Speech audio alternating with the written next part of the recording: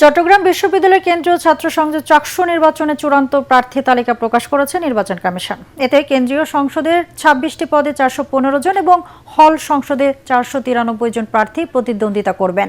নির্বাচনে মোট প্রার্থী ৯০৮ জন। প্রার্থীদের খসড়া ব্যালট নম্বরও প্রকাশ করা হয়েছে। প্রার্থীরা নেমেছেন প্রচারণায়। সকাল থেকে বিভিন্ন অনুষদ ও ইনস্টিটিউটে প্রচারণা চালান তারা। ছাত্রদল মনোনীত প্যানেল, সমাজবিজ্ঞান অনুষদ ঝুপড়িতে এবং ছাত্র শিবির সমর্থিত সম্প্রীতির শিক্ষার্থী জোট ব্যবসায়, প্রশাসন অনুষদ ও রেল স্টেশনে প্রচারণায় অংশ নেয়। এ সময় তারা ভোট প্রার্থনার পাশাপাশি ইশতেহারে কোন কোন বিষয় নিয়ে অন্তর্ভুক্ত করা প্রয়োজন সেই বিষয়ে শিক্ষার্থীদের মতামত চান।